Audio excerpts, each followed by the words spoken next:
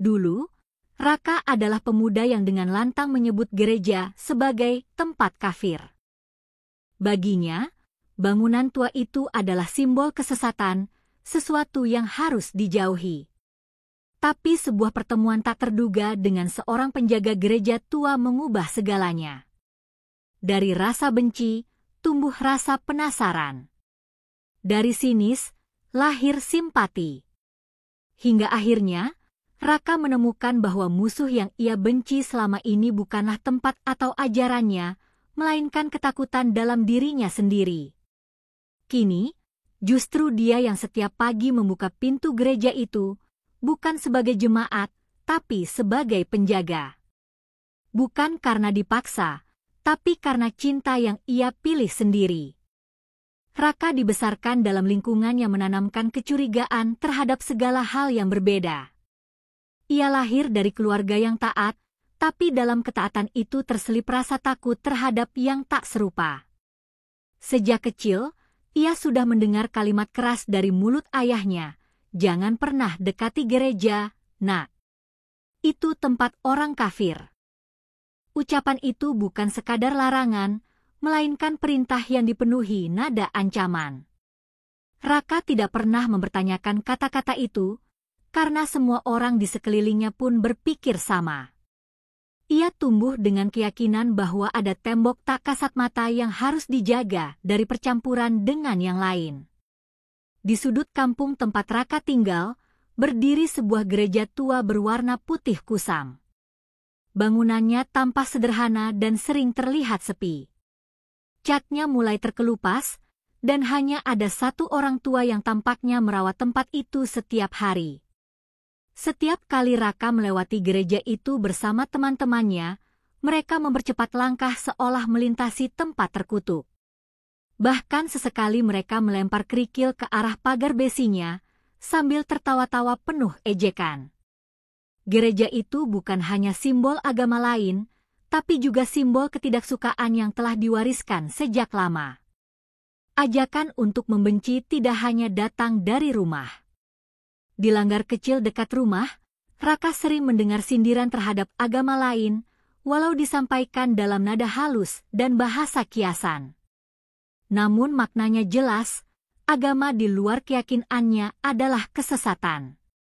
Kata toleransi jarang disebut, dan jika pun ada, hanya muncul sebagai wacana kosong dalam pelajaran sekolah yang tidak menggugah batin.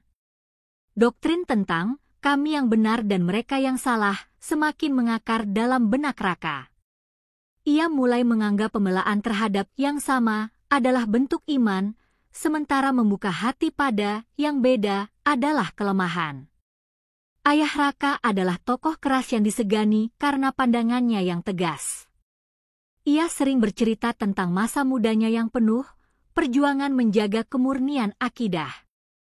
Ia menolak semua undangan kegiatan lintas agama, bahkan menyebutnya jebakan syaitan.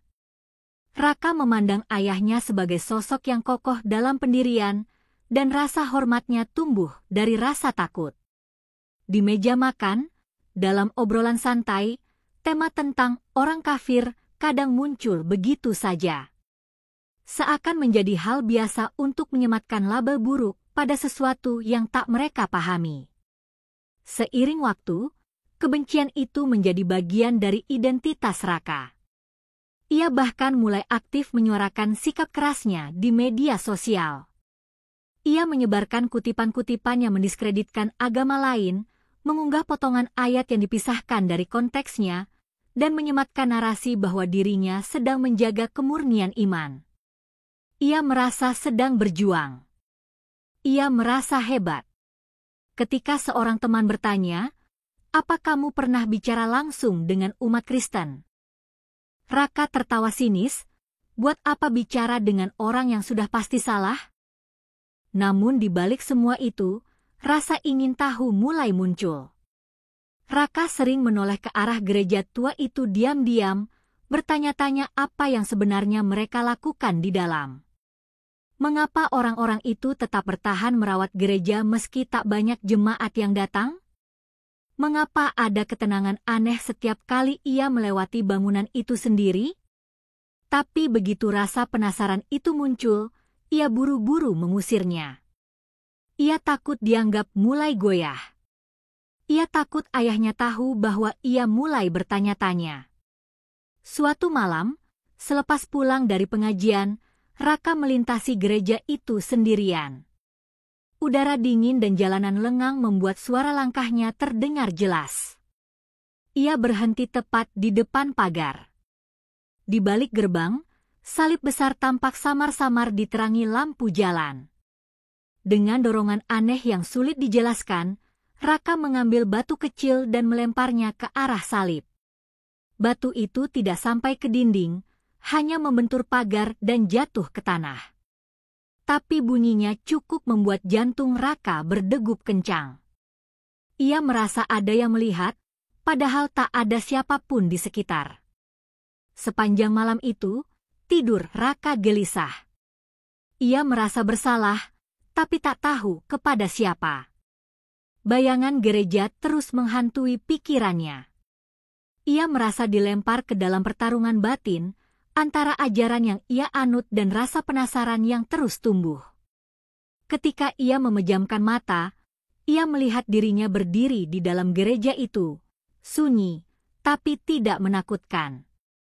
Dan selalu ada suara yang berbisik, "Kenapa kamu membenci sesuatu yang belum kau kenal?" Raka mulai berubah. Ia tak lagi bersemangat saat teman-temannya bicara soal agama lain dengan nada meremehkan. Ia mulai memilih diam. Bahkan ibunya pun bertanya, "Kamu kenapa, kok sering melamun?" Tapi Raka tidak tahu harus menjawab apa. Ia tak punya kata-kata untuk menjelaskan gejolak di dalam dadanya. Ia hanya tahu satu hal, ada sesuatu dalam dirinya yang mulai retak. Sesuatu yang selama ini ia anggap sebagai kebenaran mutlak kini mulai terasa longgar. Malam itu, sebelum tidur, Raka berdoa seperti biasa. Tapi kali ini, ada satu kalimat baru yang keluar dari bibirnya. Kalimat yang tidak pernah ia ucapkan sebelumnya. "Ya Tuhan, kalau aku salah selama ini, tunjukkan padaku kebenaran yang sebenarnya." Dan dengan doa itu, lembaran baru dalam hidup Raka pun mulai terbuka, tanpa ia sadari, tanpa ia rencanakan. Sejak malam saat ia melempar batu ke pagar gereja, tidur Raka tak pernah benar-benar tenang. Ia sering terbangun dalam keadaan berkeringat, dadanya sesak seperti habis berlari jauh. Dalam mimpi-mimpinya, ia selalu melihat bangunan gereja itu berdiri dalam kabut, sunyi dan megah. Terkadang, pintunya terbuka sedikit dan dari dalam muncul cahaya lembut yang memancar, seolah memanggilnya masuk. Namun setiap kali ia mencoba mendekat, tubuhnya terkunci di tempat. Suara samar datang dari dalam gereja, suara tua tapi lembut, hanya mengatakan satu kalimat yang sama berulang kali. "Mengapa kau takut pada yang tidak kau kenal?" Hari-hari Raka jadi ganjil. Ia lebih banyak diam di sekolah, sering termenung saat guru menjelaskan pelajaran. Ketika teman-temannya membicarakan rencana untuk kembali mengerjai gereja tua itu, Raka hanya menanggapi dengan senyum hambar atau pura-pura tidak mendengar. Sesekali ia merasa marah pada dirinya sendiri. Mengapa mimpi itu begitu mengganggunya?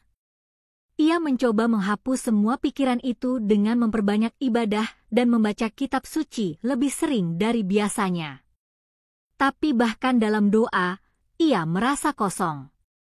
Seperti ada sesuatu yang tertinggal di dalam dirinya dan ia tidak tahu cara menutupnya.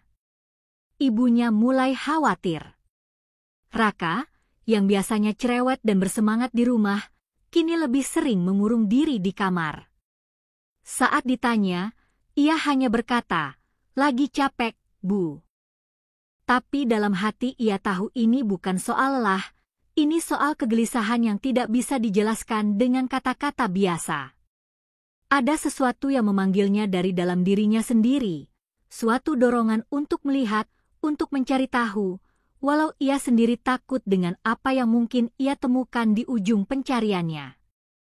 Suatu malam, mimpi itu datang lebih jelas dari sebelumnya. Kali ini Raka melihat dirinya berada di dalam gereja. Bangunan itu kosong, hanya ada salib besar di ujung ruangan dan deretan bangku panjang yang berdebu. Ia berjalan perlahan ke tengah ruangan, merasa dadanya bergetar setiap kali melangkah. Tiba-tiba muncul sosok lelaki tua, wajahnya samar, namun matanya teduh. Lelaki itu tidak berkata apa-apa, hanya tersenyum dan menunjuk ke arah salib. Begitu Raka menoleh, ia melihat cahaya lembut turun dari atas, menimpa dirinya. Ia terbangun sambil menangis, tanpa tahu mengapa.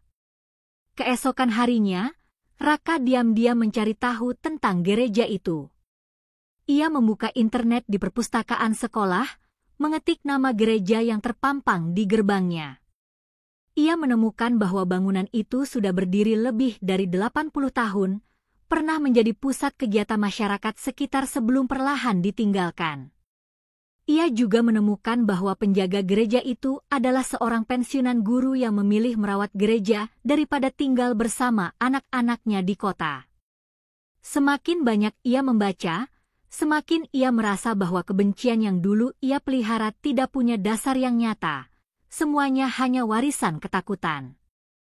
Raka mulai sering lewat di depan gereja, sendirian, tanpa teman. Ia tidak lagi melempar batu atau memalingkan muka.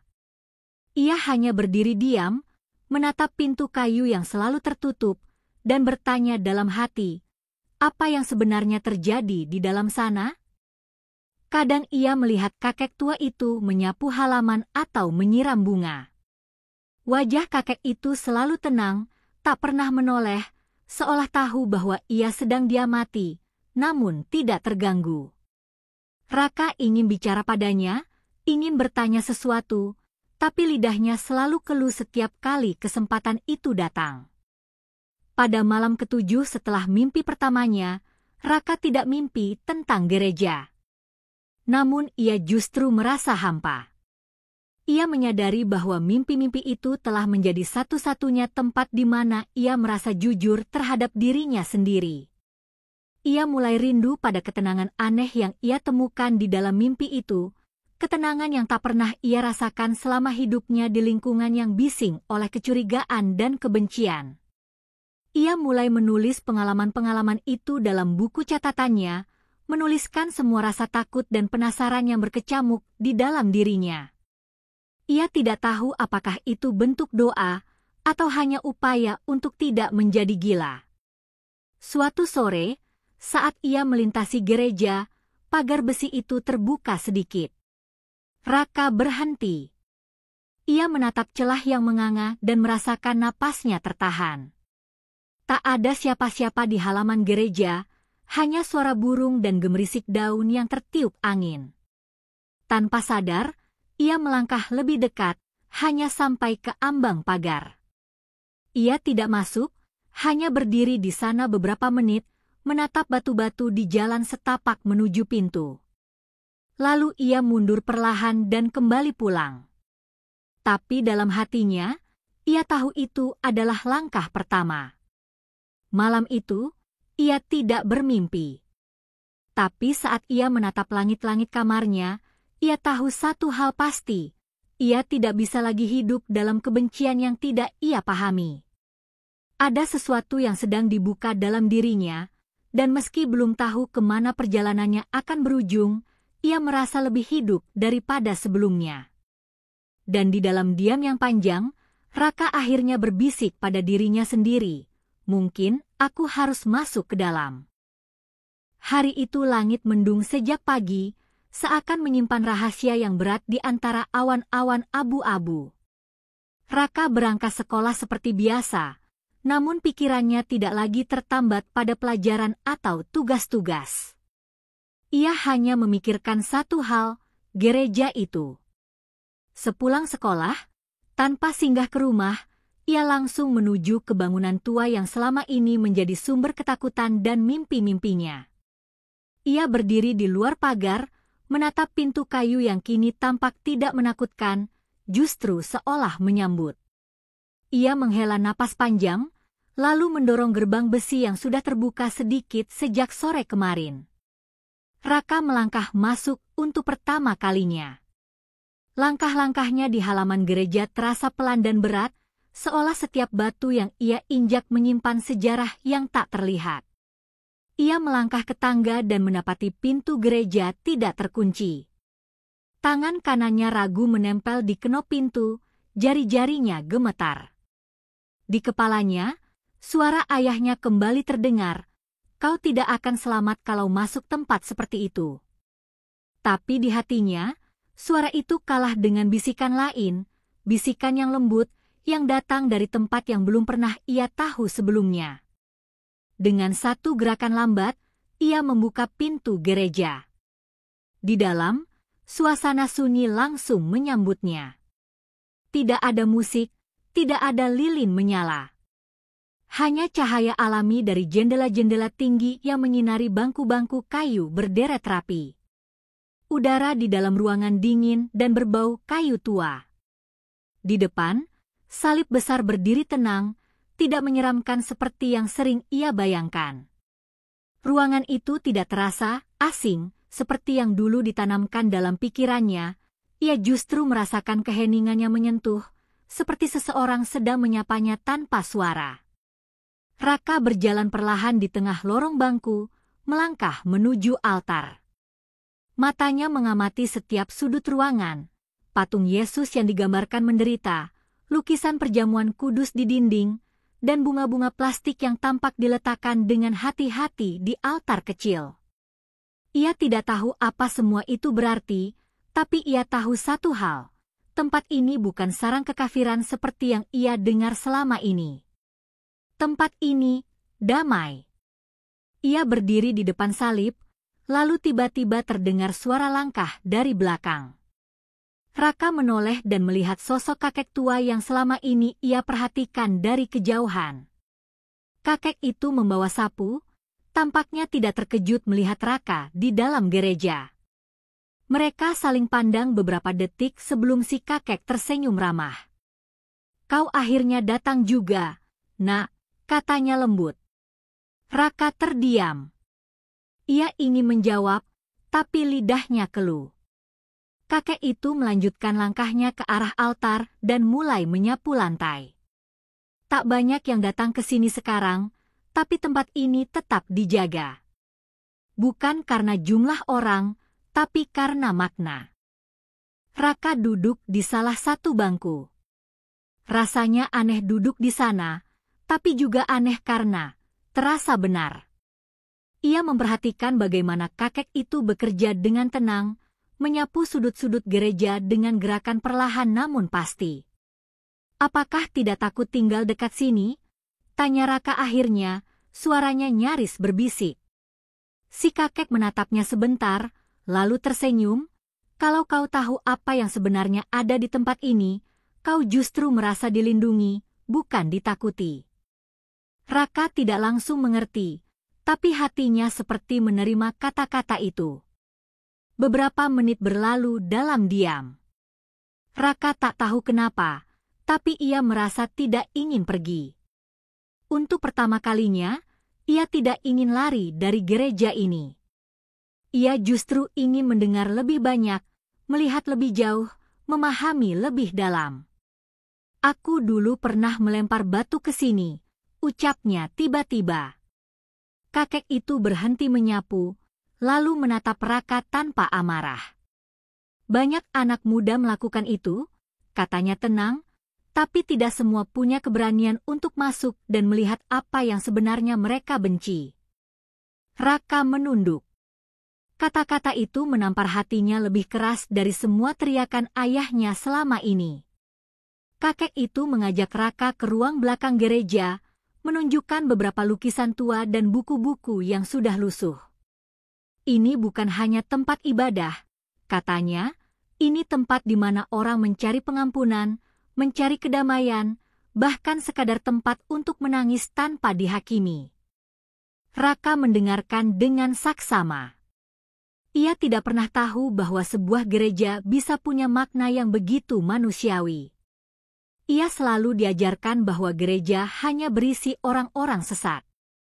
Tapi hari itu, semua tembok dalam pikirannya mulai runtuh satu persatu. Sebelum pulang, kakek itu memberinya segelas air dan duduk bersamanya di tangga depan gereja. Langit mulai berwarna jingga, dan udara sore terasa sejuk. "Kamu bisa datang kapan saja," kata si kakek. "Kita tidak pilih-pilih siapa yang ingin duduk dalam damai." Raka mengangguk pelan, lalu berdiri dan pamit. Saat ia berjalan menjauh, ia merasa langkahnya lebih ringan. Hatinya pun terasa lebih tenang, meskipun pertanyaan-pertanyaan besar masih menggantung di dalam kepala. Saat malam datang, dan Raka kembali ke kamarnya, ia tidak lagi dihantui mimpi yang menyesakan. Ia tidur dengan tenang, dengan ingatan akan cahaya di balik jendela gereja dan senyum damai seorang kakek tua. Ia tahu, hidupnya sedang berubah. Ia belum tahu kemana semua ini akan membawanya. Tapi satu hal sudah pasti, ia sudah mengambil langkah pertamanya ke dalam. Hari-hari berikutnya, Raka mulai rutin datang ke gereja tua itu setiap sore, seperti ditarik oleh sesuatu yang tidak ia mengerti sepenuhnya. Ia tidak pernah memberitahu siapapun, bahkan ibunya. Setiap kunjungan ia isi dengan duduk diam, berbincang sedikit dengan sang penjaga gereja, atau sekadar membantu menyapu halaman. Ia tidak berdoa dalam cara gereja, namun ketenangan yang ia dapatkan melebihi doa-doa panjang yang selama ini ia lafalkan dengan ketakutan. Gereja itu, yang dulunya ia benci tanpa sebab, kini menjadi tempat yang membuatnya merasa aman. Kakek penjaga gereja itu mulai menceritakan hal-hal yang tak pernah Raka duga sebelumnya. Namanya Pak Johannes, dan ia bukan hanya sekadar penjaga bangunan tua. Ia dulunya seorang guru agama Kristen di sebuah SMA negeri di kota. Setelah pensiun, ia kembali ke kampung halaman dan mendapati gereja ini nyaris ditinggalkan. Tak ingin rumah ibadah itu menjadi puing sejarah, ia memilih tinggal di rumah kecil di belakang gereja dan merawatnya seorang diri. "Bukan karena saya takut Tuhan marah," katanya suatu hari, "tapi karena saya tahu tempat ini pernah menjadi tempat seseorang menangis dan kembali pulang." Raka terdiam saat mendengar itu. Kalimat itu, menangis dan kembali pulang, mengena di dadanya seperti panah. Ia mulai melihat Pak Johannes bukan hanya sebagai penjaga fisik bangunan, tapi juga penjaga harapan yang hampir padam. Kakek itu tak pernah memaksa Raka untuk percaya, tak pernah mengajak berdoa bersama atau mengutip ayat-ayat.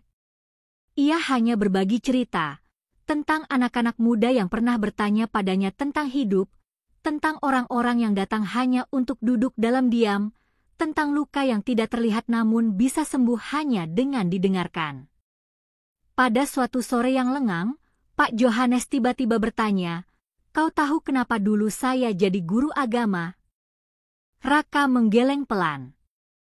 "Karena saya dulu pembenci seperti kamu," katanya lirih.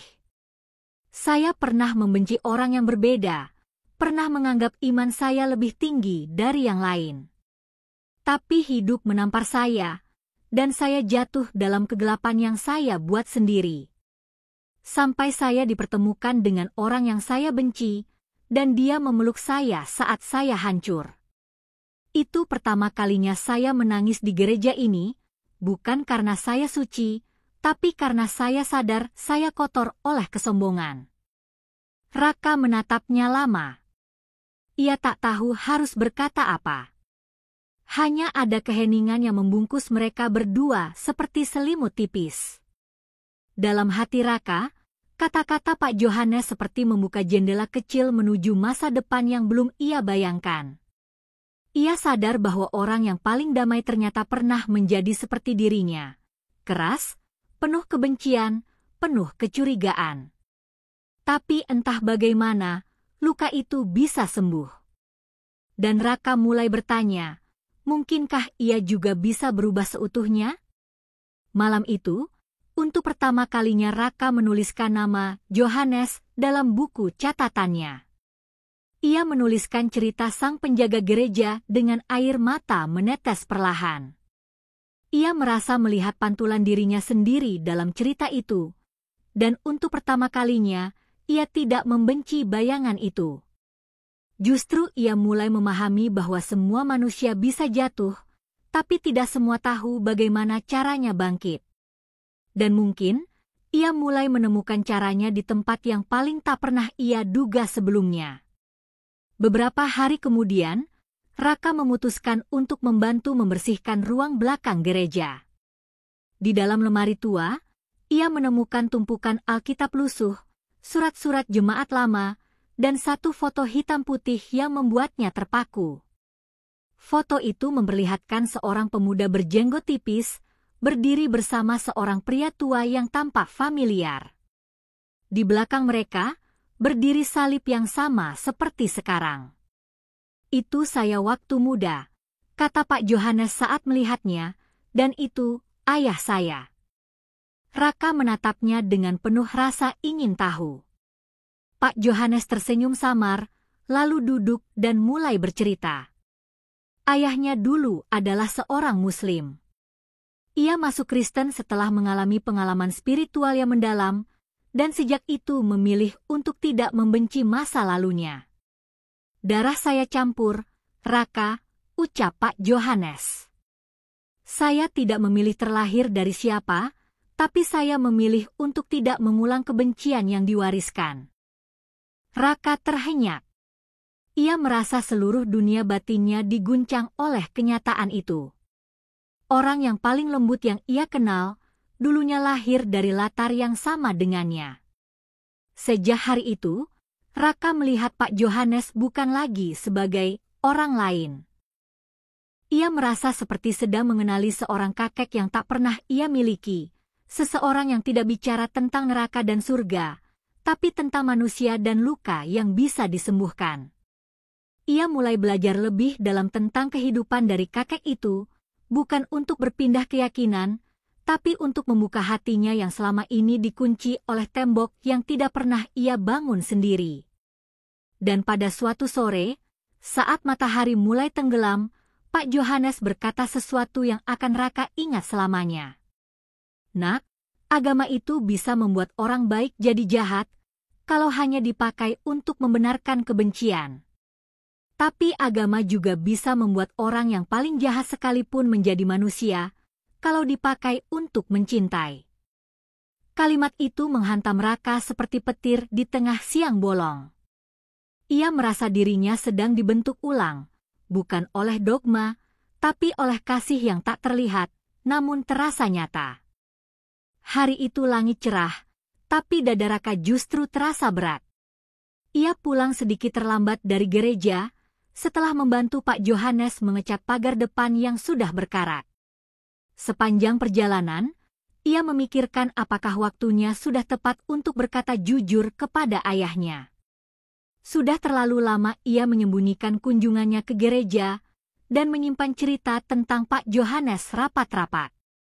Tapi dalam hatinya, ia tahu tak mungkin terus berbohong. Ia tahu akan ada badai, tapi ia juga tahu diam lebih menyakitkan daripada menghadapi kemarahan. Begitu tiba di rumah, ayahnya sudah menunggu di ruang tamu, duduk di kursi panjang dengan ekspresi tegang. Di meja, tergeletak sebuah brosur lusuh tentang kegiatan bakti sosial gereja yang tak sengaja jatuh dari tas Raka kemarin. Ayahnya menunjuk benda itu tanpa berkata apa-apa.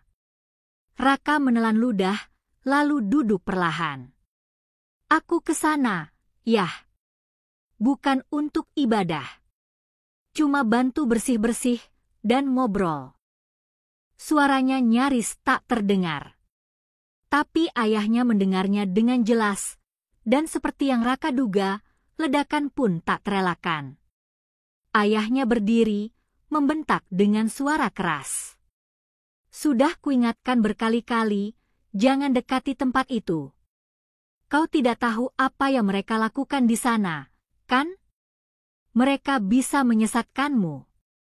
mengajakmu pindah agama, meracuni pikiranmu dengan kebohongan.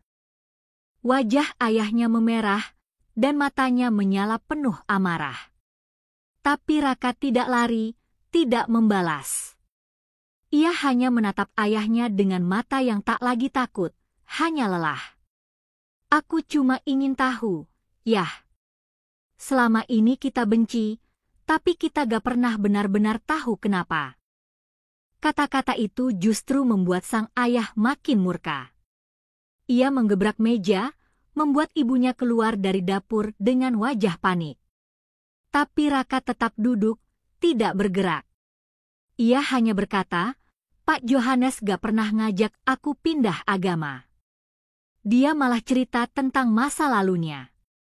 Tentang bagaimana dia dulu juga benci orang yang berbeda. Tapi dia berubah, karena dia disambut dengan kasih, bukan dimusuhi. Untuk sesaat, suasana menjadi sangat hening. Tapi keheningan itu seperti jeda sebelum badai besar datang. Ayahnya menunjuk pintu kamar. Mulai sekarang, kau dilarang ke sana. Kalau aku tahu kau masih ke gereja itu, kau bukan anakku lagi. Kalimat itu menusuk Raka lebih dalam daripada semua teriakan sebelumnya. Tapi ia tidak menangis. Ia bangkit perlahan, berjalan ke kamarnya, dan mengunci pintu. Di balik pintu itu, ia menggigit bibirnya kuat-kuat agar tidak menangis. Tapi dadanya tetap sesak, bukan karena marah, melainkan karena kecewa. Ia tak mengira ayahnya akan memilih tembok keyakinan lebih tinggi daripada jembatan kasih sayang. Di kamar, Raka menatap buku catatannya. Ia membuka halaman terakhir dan menulis dengan tangan gemetar. Hari ini, aku kehilangan hak untuk jujur. Tapi aku tak ingin kehilangan diriku sendiri. Ia tahu, mungkin apa yang ia lakukan dianggap sebagai pengkhianatan oleh keluarganya. Tapi jauh di lubuk hatinya, ia merasa justru sedang setia pada kebenaran yang ia temukan sendiri. Ia tidak tahu masa depannya akan seperti apa, tapi ia tahu, ia tidak bisa kembali ke ketidaktahuan. Beberapa hari berlalu dalam ketegangan. Ayahnya nyaris tak bicara dengannya, hanya menjawab seperlunya. Ibunya berusaha menjadi penengah, tapi setiap kali mencoba membahas soal gereja, ayahnya hanya berkata, "Aku tidak ingin anakku terjerat kesesatan." Sementara itu, Raka tetap tidak ke gereja, bukan karena takut, tapi karena menghormati ibunya yang sudah cukup lelah. Namun hatinya tetap tertambat di sana. Ia menulis surat pada Pak Johannes, menceritakan semuanya, lalu menitipkan surat itu lewat teman kecil yang rumahnya dekat gereja. Beberapa hari kemudian, Raka menerima balasan. Surat Pak Johannes ditulis dengan tangan gemetar tapi penuh ketulusan. Terima kasih telah jujur. Mungkin ini jalan salibmu, Raka. Tapi ingatlah, kebenaran tidak perlu dipaksakan, cukup dihidupi. Biarkan kasih bekerja dalam waktunya. Jangan biarkan amarah orang lain memadamkan terang yang kau temukan. Raka menggenggam surat itu erat. Ia merasa dikuatkan, meskipun tubuhnya lemah dan pikirannya terus gelisah. Pada malam yang sepi, ibunya masuk ke kamar. Ia duduk di tepi ranjang dan mengusap kepala Raka. Ayahmu keras karena dia takut kehilanganmu. Raka hanya mengangguk, menatap langit-langit. Tapi ibu tahu kamu bukan anak bodoh. Kamu punya hati. Dan ibu percaya, kamu akan memilih dengan bijak. Kalimat itu membuat Raka tak kuasa menahan tangis. Ia memeluk ibunya erat-erat. Untuk pertama kalinya, ia merasa tak sepenuhnya sendiri dalam perjalanan ini. Dan dalam doa malam itu, meski ia tak tahu kepada siapa ia harus mengarahkan doanya, Raka hanya mengucap satu kalimat, "Tolong jaga aku dari kebencian yang tumbuh karena takut." Ia tidak tahu apakah Tuhan sedang mendengarnya. Tapi ia merasa sedikit lebih ringan. Dan ia tahu, perjalanannya belum berakhir, ia justru baru saja memasuki babak yang paling berat. Hari itu Raka bangun dengan perasaan gelisah. Ada sesuatu dalam mimpinya yang membuat ia merasa tidak tenang. Ia melihat gereja tua itu terbakar, salib roboh, dan Pak Yohanes terbaring di altar dengan tubuh penuh debu.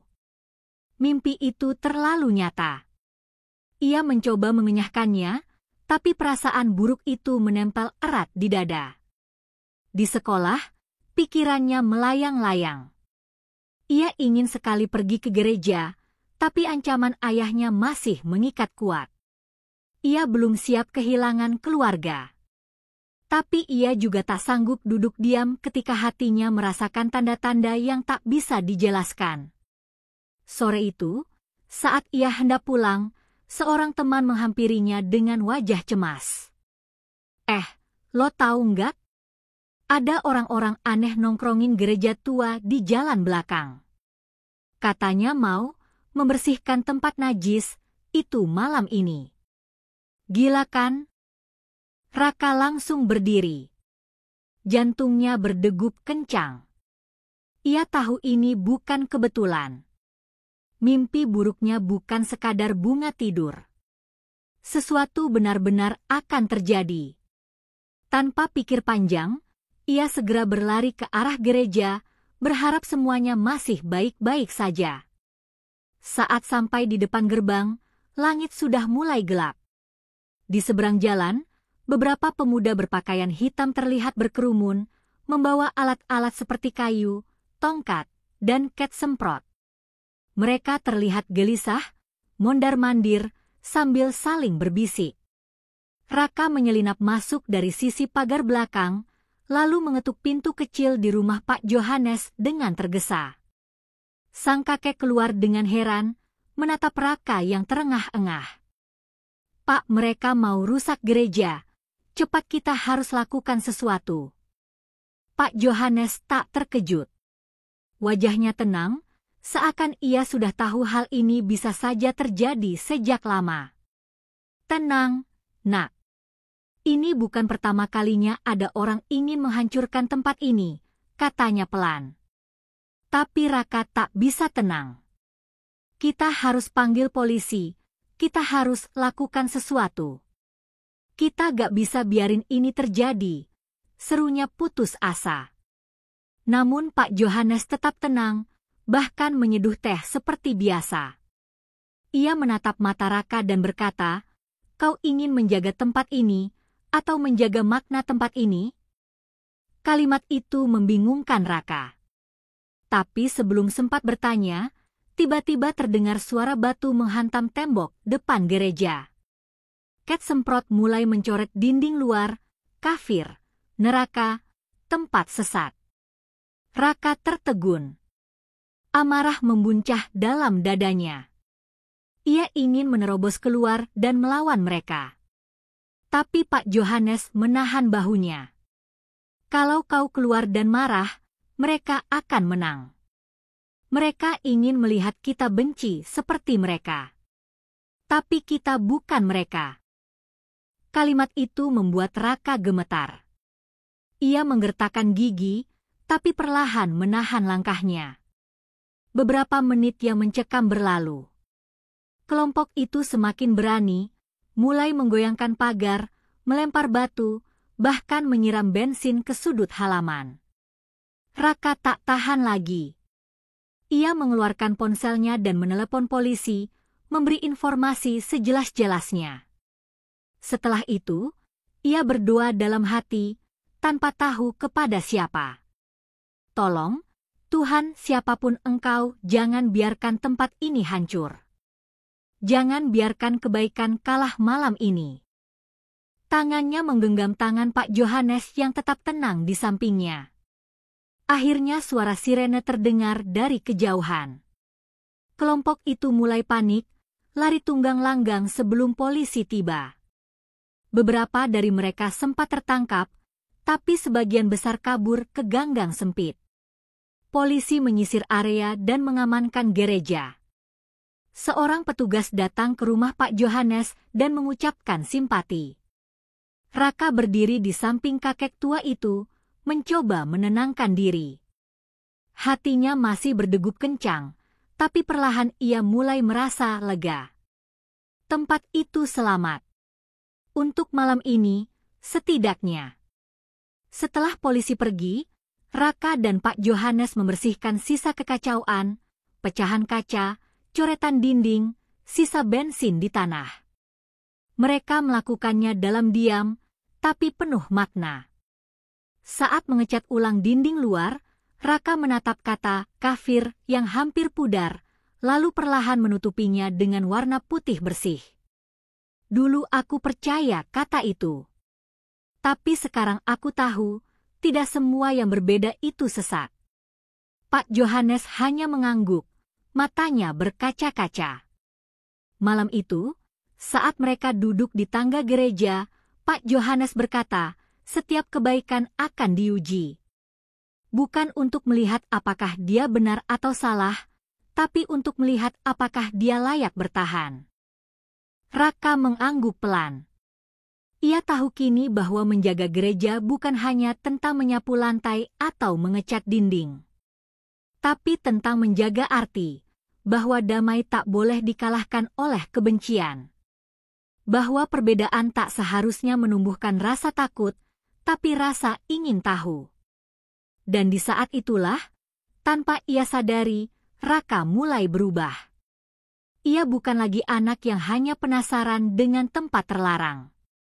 Ia telah menjadi seseorang yang memilih untuk berdiri di antara dua dunia yang berbeda, tapi tak harus saling membenci. Ia tahu jalannya tak mudah, tapi malam itu ia berjanji dalam hati, selama gereja ini masih berdiri, ia akan menjaganya. Bukan karena bangunannya, tapi karena makna yang tumbuh di dalam dirinya. Pagi itu, cahaya mentari masuk melalui jendela gereja, menerangi lantai tua yang mulai bersih setelah dicat ulang. Raka berdiri di tengah ruangan, memandangi altar dengan perasaan yang tak bisa ia namai. Bukan kekaguman, bukan pula kebingungan. Mungkin damai, atau mungkin rasa pulang. Di belakangnya, Pak Johannes sedang menyiram tanaman kecil yang tumbuh liar di dekat pintu masuk. Tak ada suara, hanya gemericik air dan suara burung yang bersahutan dari kejauhan. Rasanya seperti dunia berhenti sejenak, memberi ruang bagi kedamaian untuk bicara. Sejak malam penyerangan itu, Raka tak pernah absen datang ke gereja. Ia sudah tak peduli lagi akan ancaman ayahnya.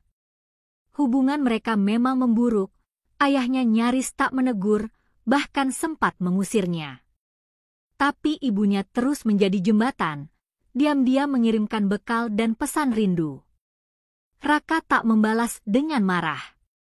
Ia tahu, kebencian hanya akan menambah luka. Maka ia memilih tinggal di rumah Pak Johannes untuk sementara waktu.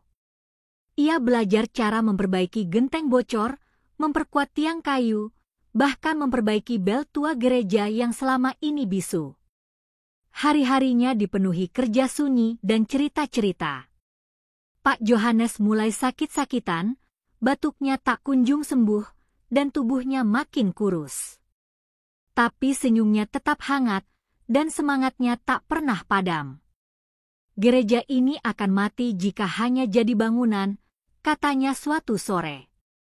Tapi ia akan hidup selama ada seseorang yang menjaganya bukan karena takut, tapi karena cinta. Kalimat itu menggema dalam hati Raka. Ia tahu, sang kakek sedang mempersiapkannya untuk sesuatu yang lebih besar. Pada suatu malam, saat langit begitu tenang dan bintang bertaburan, Pak Johannes memanggil Raka ke ruang belakang. Di sana, di sebuah kotak kayu tua, ia menyerahkan kunci-kunci kecil kepada Raka. Ini kunci pintu utama, ruang penyimpanan, dan lemari Alkitab, katanya lirih. Raka menatapnya, tak mengerti.